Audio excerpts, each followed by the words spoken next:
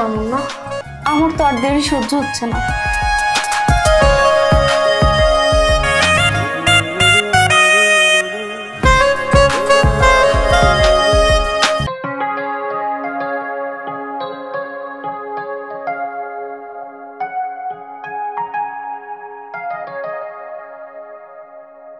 ভাবি, আরে ইভা, কি করছেন? এই যে একটু একটু নোংরা হয়েছিল তাই পরিষ্কার করলাম। ও ভাবি, আপনার ইদানিং দেখি কেমন জানি মন খারাপ করে থাকেন। ভাই অসুস্থ দেখে? আরে না না, মন খারাপ হবে কেন? আর তোমার ভাই অসুস্থ হয়েছে এটা তার ভাগ্যে ছিল, তার জন্য। আরে ভাবি, আমার কাছে কিছু লুকায়েন না, আমি সব কিছু জানি। যেহেতু আমি একটা মেয়ে মানুষ, আমি বুঝি মেয়েদের সমস্যাটা কোথায়। আপনি যদি কিছু মনে না করেন তাহলে আমি আপনাকে একটা সাজেশন দিতে পারি। যেমন? যেমন হলো, আপনি ইয়াং মেয়ে, বয়স কম, চাহিদা তো থাকেই মেয়েদের, তাই না? আপনি যদি চান আপনার দেওরের কাছে যেতে পারেন। ইভা, তুমি এগুলো কি বলতেছো? ও শুধু আমার দেওর না, আমি ওকে আমার ভাইয়ের মতো দেখি। তাতে কি হয়েছে? ভাই ভাইয়ের জায়গায়, দেওর দেওর জায়গায়, আপনি যা মনে করেন। ও হচ্ছে আমার স্বামী, আর আমার স্বামীকে যদি আমি আপনার কাছে দেই, আমার কোনো সমস্যা না হলে আমি তো আপনার কোনো সমস্যা দেখছি না। আমার লাইফে আমি এই প্রথম দেখলাম যে কোনো নারী তার স্বামীর ভাগ অন্য কোনো মেয়েকে দিতেছে। আর কিছু ভাববেন না, রাজি হয়ে যান। আচ্ছা ঠিক আছে। আপনি কোনো কিছু ভাববেন না, আপনি যখন যা প্রয়োজন হবে শুধু আমাকে বলবেন, কোনো কিছু শর্মাবেন না, ঠিক আছে? ঠিক আছে।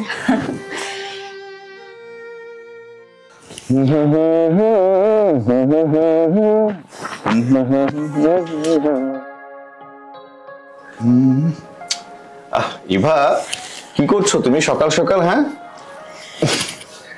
ছাড়ো তো, সবসময় ভাবি আপনি এভাবে রুমে? কি ব্যাপার, এমন ভাবে দেখতেছো মনে হয় যে জীবনে আমাকে এই প্রথম দেখলা তুমি। দেখুন, আপনি রুমে এসে আমাকে এইভাবে জড়ায় ধরতেছেন কিসের জন্য? তাছাড়া ইভা যদি দেখতে পায় তাহলে তো সমস্যা হয়ে যাবে। না না, কোনো সমস্যা হবে না। আর আমি তো তোমাকে একটু জড়িয়ে ধরতেই পারি, তাই না?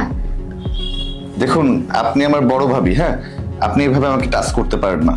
আমার ওয়াইফ আছে, যদি ও জানতে পারে তাহলে আমার সংসারে একটা অশান্তি সৃষ্টি হবে। আপনি যান। শোনো, তুমি তোমার ওয়াইফের কথা বলছো? আরে সে জানলে কোনো সমস্যা হবে না, বুঝছো? আমার এই জায়গাটা একটু হাত দিয়ে দেখো তো, কোনো কিছু ফিল করতে পারছো তুমি? দেখুন ভাবি, ছাড়েন, আমি কিছু ফিল করতে পারতেছি না, আর ফিল করতে চাইও না।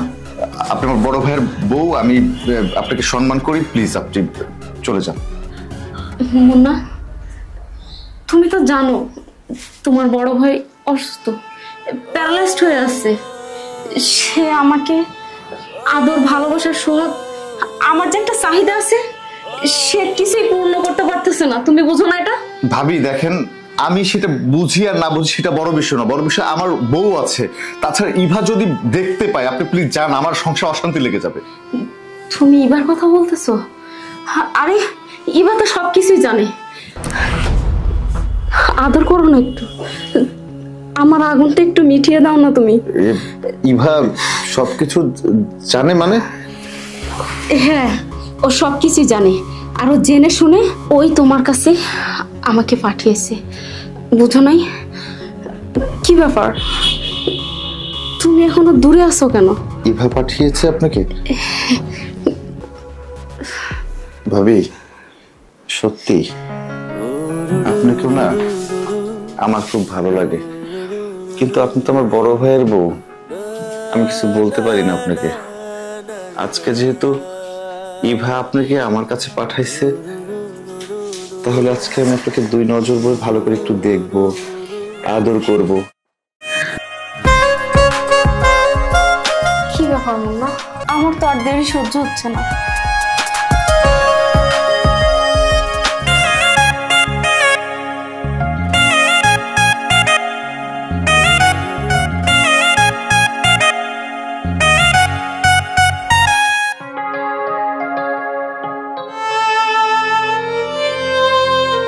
কি করলি তুই?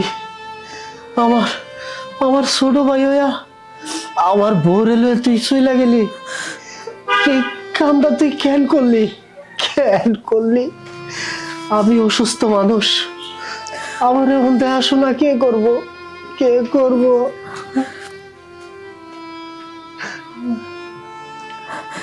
ভাইজান, দোষ আমারই ছিল। বেশি ভালো স্বাস্থ্যে গেলে এমনই হয়। খুব বেশি ভালো স্বাস্থ্যে গেছিলাম, ভাবির ভালোর জন্যই ভাবির একটা কথা বলছি। এর জন্য যে ভাবি আমার স্বামীটা নিয়ে চলে যাবো সেটাকে জানতো ভাইজান। না ভাই বউ, তোমার কোনো দোষ নাই। আসলে আমার নিজের বউর চরিত্রের ভিতরে যে দোষ আছিল এইটা আমি বুঝি নাই। তা না হইলে কেমনে কইরা দেওয়ারের লগে ভাইগা যায়, তুমি এইটা বুঝো না? এটা বুঝো না? বাদ দেন, কপালে যা ছিল সেটাই হইব। যে যেখানে যে খুশি হয় তারা সেখানে থাকতে দেওয়াই ভালো।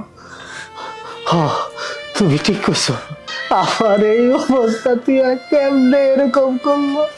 আল্লাহ, তুমি এইসব দেওয়ার আগে কেন আমার দুনিয়াতে নিলে না? ভাইজান, এগুলো কি কইতেছেন? আপনি কান্না করেন না। আপনি কান্না করেন কেন? যা হইছে তা হইছে, ওগুলা বাদ দেন। আমি তো আছি, আমি আপনার ছোট বোনের মতো না? আপনার যখন যা লাগবো আমি আপনার দেব। তোমারও তো মনের অবস্থা ভালো না, আমি কি বুঝি না?